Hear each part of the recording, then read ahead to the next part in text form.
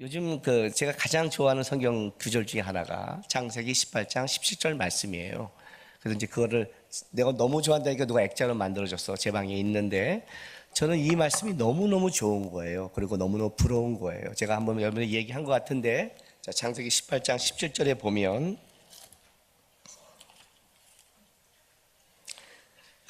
하나님이 소돔과 고모라를 심판하려고 내려가면서 아브라함에게 이제 먼저 들립니다.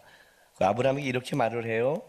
여호와께서 이르시되 내가 하려는 것을 아브라함에게 숨기겠느냐 하고, 이제 아브라함은 강대한 나라가 되고 만민은 그로 말미암아 복을 받게 될 것이 아니냐.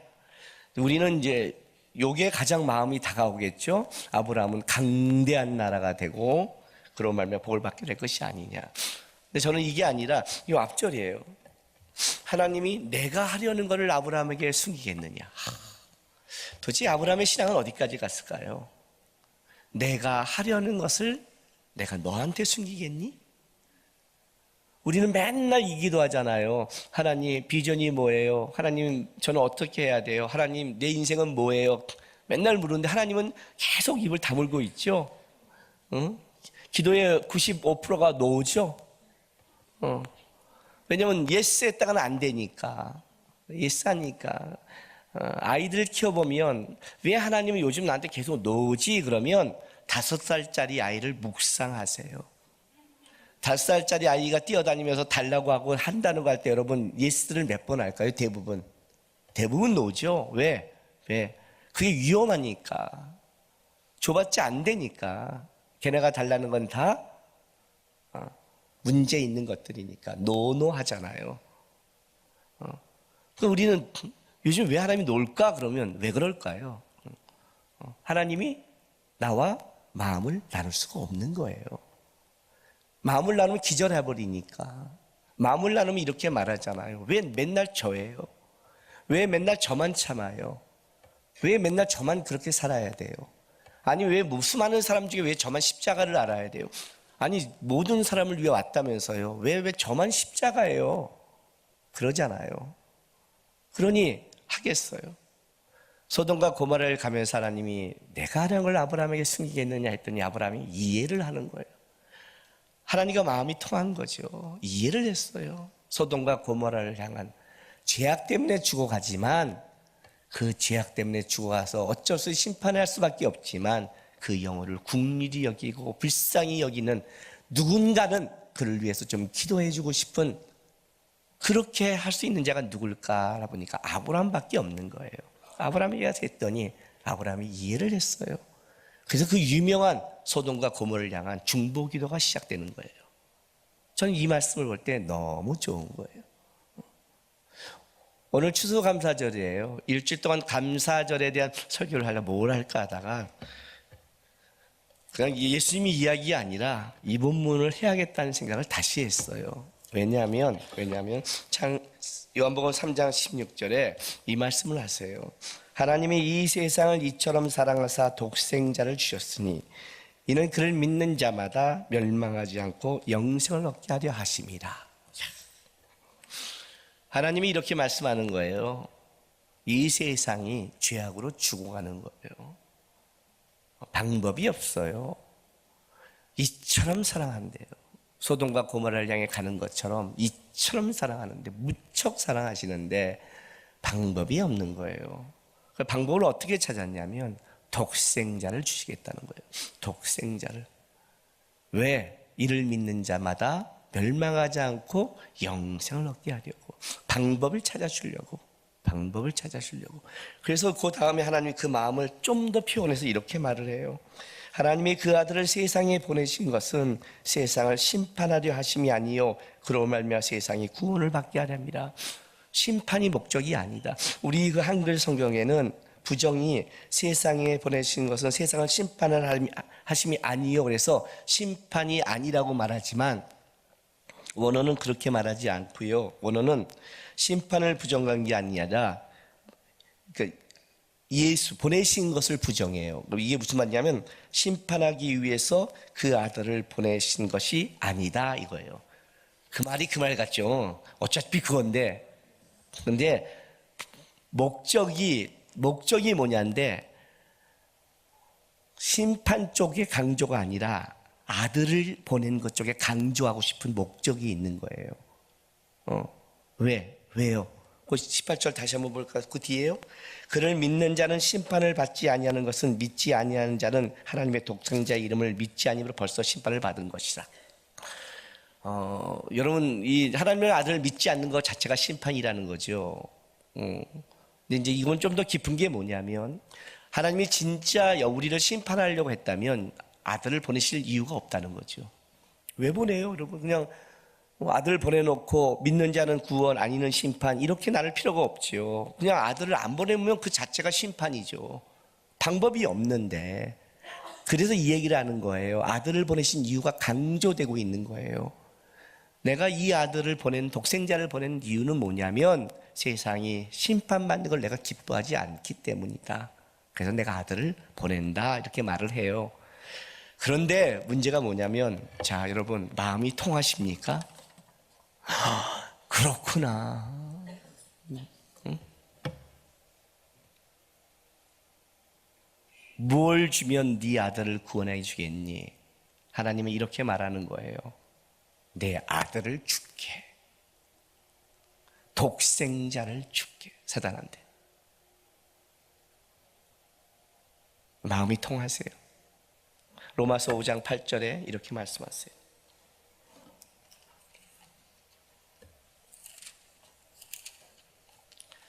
우리가 아직 죄인 되었을 때 그리스도께서 우리를 위하여 죽으심으로 하나님께서 우리에 대한 자기의 사랑을 확증하셨느니라.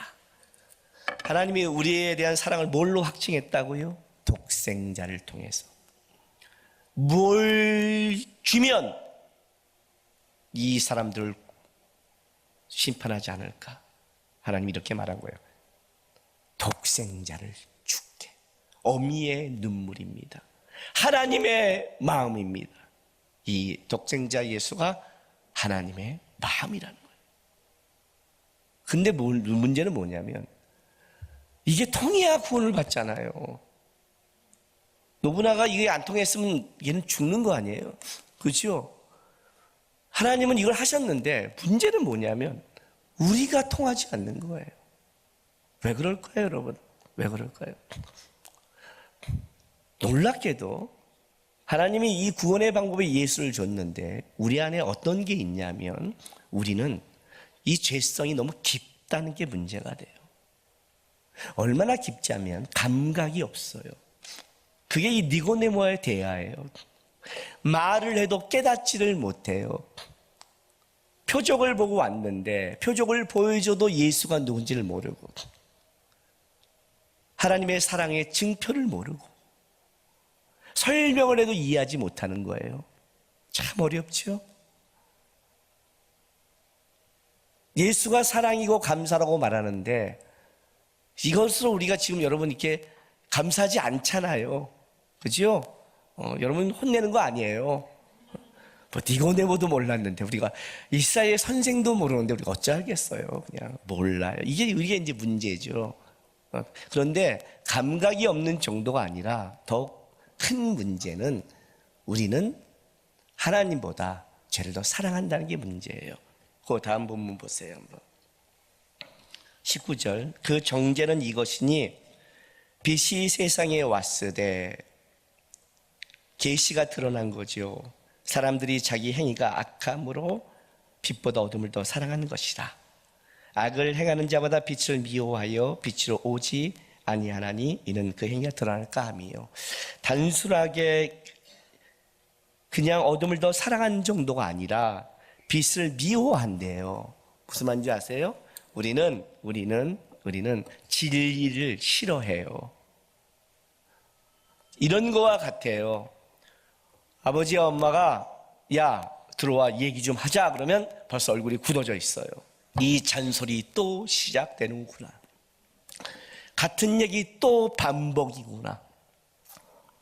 맨날 교회 와서 이런 얘기 생각 들죠. 왜 목사님은 같은 소리를 하나?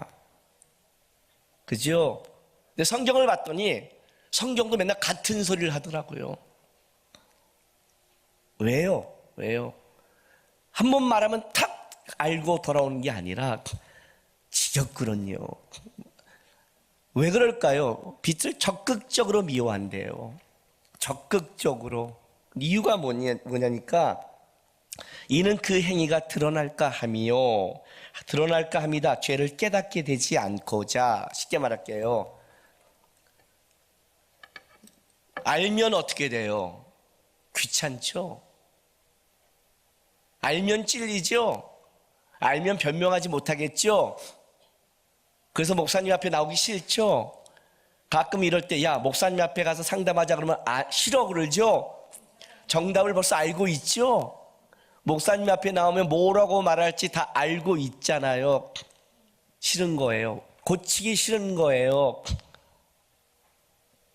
돌이키기 싫은 거라고요. 하고 싶은 거죠. 죄를 짓고 싶은 거죠. 더 즐기고 싶은 거죠. 그렇죠? 하나님 앞에 살아가면서 우리 안에 이것이 얼마나 많은 게 있어요. 여러분 진짜 모를까요? 세상을 살아가면서 여러분 이런 수 있죠. 우리가 대부분의 우리가 아는 것은 유치원 때 다 안다고 그러죠. 정직해라, 이렇게 해라 다 알죠. 인사하는 거 다 알죠. 왜 모른 척하고 살까요? 싫으니까. 인정하면 해야 되는 거니까. 인정하면 죄책감을 느끼니까 싫은 거예요. 우리는 진리를 싫어해요. 빛을 미워해요. 왜냐하면 그게 불편해요. 불편해요. 제 아는 선교사님이 골프를 안 쳐요. 골프를 치면 내가 골프채로 그 머리를 골프공처럼 때린다고 해서 못 쳐요. 모두가 골프를 친대요. 왜냐하면 거기는 너무 싸서 친대요. 그냥 운동 삼아 걸어다니고 돈이 별로 안 드니까 친대요. 돈이 별로 안 드는데도 안 돼요? 안 돼. 그랬어. 안 돼. 우리의 기준은 돈이 아니야. 그랬어.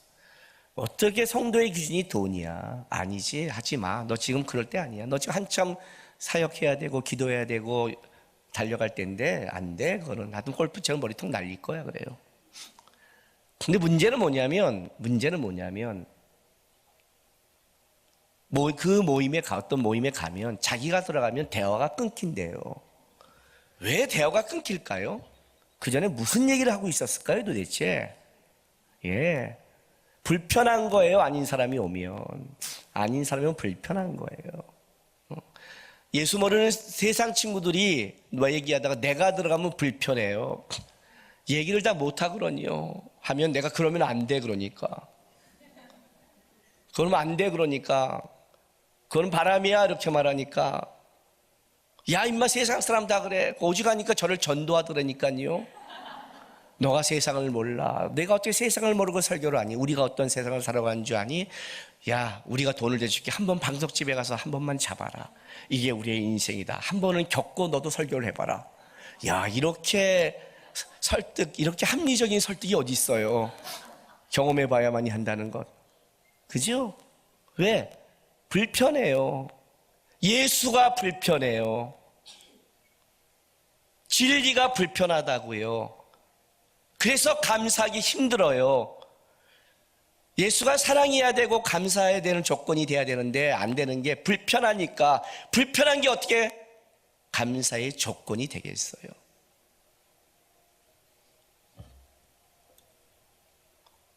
제가 지난 일주일 동안 정신없이 살았어요. 느낌이 오죠, 벌써요. 오늘 굉장히 거룩해 보이지 않아요? 이거 기도했을 때 목소리가 변한 게 아니에요. 어저께 밤에 배란과 목이 그냥 이렇게 피곤했는지 그냥 목소리가 그냥 쉬어버리더라고요. 그냥 쉬더라고요.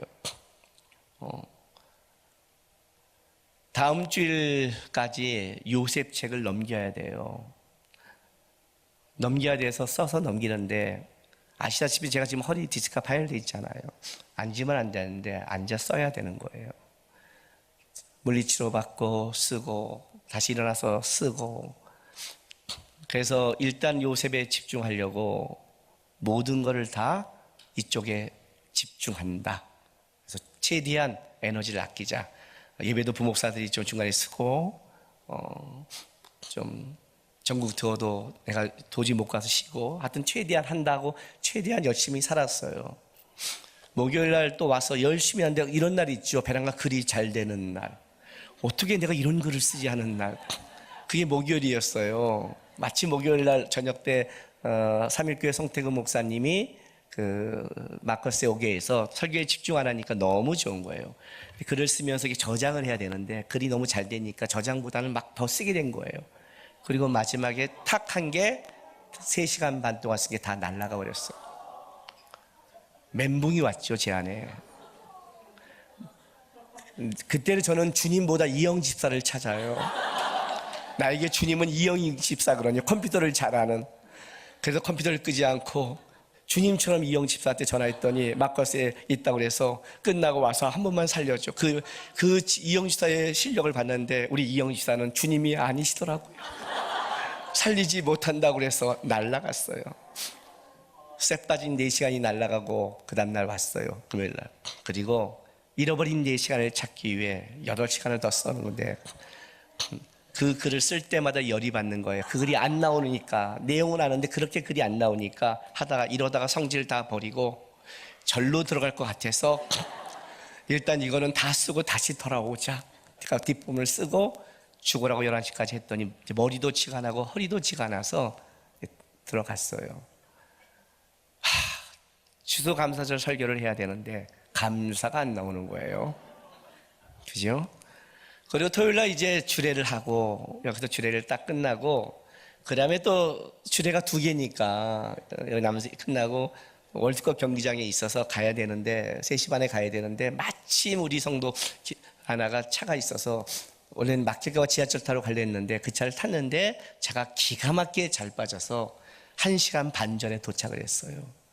1시간 반 남았는데 갈 데가 없는 거예요. 커피숍에 갈까 했더니 결혼식장 바로 옆에 이 상암 월드컵은 참 잘 돼 있더라고요. 축구장만 아니라 거기에 뭐 쇼핑센터도 있고 사우나가 있는 거예요. 사우나가 보이는데 너무 제가 모욕하고 싶었거든요. 왜냐면 허리가 다치고 나서 샤워를 못했어요.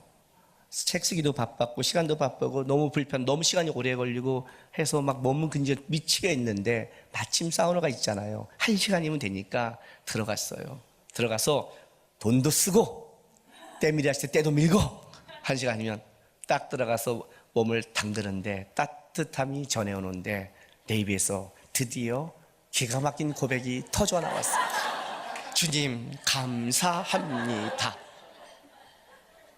일주일 만에 처음 주님 감사합니다가 탁 터져나오는 거예요. 그리고 제가 뭐가 느껴지냐면 그 순간에 감사합니다가 나오자마자 잠깐 지나서 참 간사하구나. 참 간사하다. 내가 필요한 거, 내가 원하는 거 그 시간 딱 되니까 그때 감사가 터지는구나. 나의 감사가 얼마나 간사한가. 참 간사한 감사다. 그 고백이 나오는데 울며 회개를 해야 되는데 좋은 거예요. 이러면 죄성이 회개를 해야 되는데 그 따뜻한 물이 좋은 거예요. 한 가지 깊은 거를 깨달았죠. 간사한 감사밖에 내가 주님 앞에 드리지 못했구나. 내가 여태까지 살아오면서 한 감사가 다 간사한 거였구나. 예수가 아니구나. 하나님이 나를 만들어 가시고 끌어가신다는 그것이 나의 표징이 아니라 똑같이 내 마음이 좀 들고 기쁠 때는 감사했고 그렇지 않는 참 내가 그랬구나라는 생각이 드는 거예요. 그리고 다시 와서 설교를 이제 올 때는 갈 때는 기가 막히게 안에 빼졌는데 올 때는 시청에서 데모를 해서 저녁 7시에 도착을 했어요. 뺑뺑 돌면서 중간에 지나가면서 저도 다 보고 하여튼 뺑뺑 돌면서 왔어요. 그리고 말씀을 다시 보는데 21절에 진리를 따르는 자는 빛으로 오나니 이는 그 행위가 하나님 안에서 행한 것임을 나타내려 함이라 라는 말씀이 있는 거예요. 하나님 안에서 행한 것, 성취한 것, 실행한 것, 내가 하나님 앞에서 성취하고 실행한 것을 나타내려 함이라 라는 거예요. 하나님 안에서, 다른 말로 할게요. 하나님 앞에서 고람되오죠. 하나님 앞에서 언제나 어떤 순간에 하나님을 알고 인식하고 살아가는 것, 그게 하나님 앞에서예요. 이 하나님 앞에서 삶을 뭘로 표현하냐면 왕의 명령을 수행하고 있는 신하의 태도로 봐요. 그 왕의 명령을 받은 충성스러운 신하는 어디 가도 왕의 명령을 기억하고 멀리 있어도 왕 앞에서 행하는 것이 행하는 것, 이게 하나님 앞에서죠. 엘리에셀이 아브라함에게 그 말을 듣고 멀리 떨어졌지만 그 말을 조금이라도 빨리 또 하나님 앞에 하려고 애쓰며 살아간 그런 순종적인 태도. 진리를 행하는 자는 하나님 앞에서 신하가 그것을 수행하듯이 살아가면서 그것을 실행하고 수행하는 것으로 나타낸 것을 기뻐한다는 이 말씀이 들어가는 거예요. 그러면서 기쁜, 그러니까 간사한 감사가 아니라 따뜻한 감사가 아니라 힘들지만 내가 감사할 수 있다는 고백을 했어요. 왜냐하면 예수가 아니었으면 제가 이걸 아멘 했을까요? 나는 악을 더 좋아하는 자인데 예수님을 믿고 목사가 되어 왔을 때도 따뜻한 목욕탕에서 감사가 나온 목사인데, 간사한 감사를 하는 목사인데, 그런데 그 간사한 감사도 내가 주님이라고 부를 수 있다는 게, 내가 주님을 아는구나 라는 생각이 들었어요. 그 감사가 하나님이 원하는 그때까지 아직 100% 미치지 못했지만 나는 아직 진리 안에 있는 자구나. 일주일을 살아온 걸 돌아봤더니 그렇게 감사하지는 않았지만 그래도 감사하려고 묵상하고 생각하고 싸우고 살아온 삶이 있었더라고요. 이 정도면 그래도 잘한 것 같더라고요. 악을 그렇게 좋아했는데, 빛으로 나오는 걸 싫어했는데, 진리를 들은 것을 미워했는데, 그래도 물론 목욕탕이지만 그 주님 앞에 너무 감사했고, 돌아서 말씀을 보는데도 주님 때문에 감사했고, 내가 진리 안에 행하는 것에 내가 이렇게 고백한다는 것은 이게 내가 예수님 때문에 그렇구나라는 생각을 한 거예요. 그 로마서 8장 말씀이 생각나더라고요. 현재의 고난은 장차 나타날 영광에 족히 비교할 수 없다. 이게 내가 예수 때문에 생긴 감각이구나. 내가 예수의 은혜로 알게 됐구나. 그러면서 하나 깊은 걸 배웠어요. 감사란, 세상 사람의 감사란 자기가 좋고 원하는 것을 얻어질 때 하는 감사지만, 그리스도인의 감사는 어떤 때는 살아가면서 힘들고 어렵고 십자가 같은 길이지만 그래도 감사할 수 있는 가장 큰 이유는 뭐냐면, 이 간사한 감사를 통해서 하나님이 진정한 감사를 만들어낸다는 걸 아는, 예수가 그 안에 있다는 걸 아는, 지금 이 어려움이 여기 고난에 끝나는 게 아니라 장차 날 영광에 있다는 걸 알기 때문에 그래도 주님 힘들지만 감사해요 하는 그 고백을 할 수 있구나. 감사가 그냥 기쁨이 아니라 신앙 고백이구나 걸 알았어. 그래서 오늘 제목을 그렇게 졌어요. 감사의 신앙 고백. 일주일 동안 돌아가서 또 세상을 살아가면서 어렵고 힘들 때마다 이렇게 고백하세요.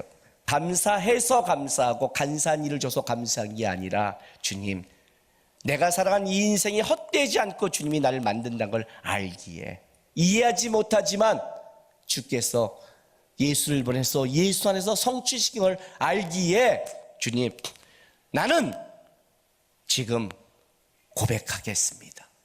나는 신앙 고백으로 감사를 고백하겠습니다. 나의 이 신앙 고백이 헛되이 끝나는 게 아니라 예수 안에서 분명히 이루어질 걸 믿기 때문에 힘들고 어렵고 십자가의 길을 가도 주님 감사합니다. 나의 신앙 고백입니다. 깊은 감사가 여러분의 인생에 있기를 바랍니다.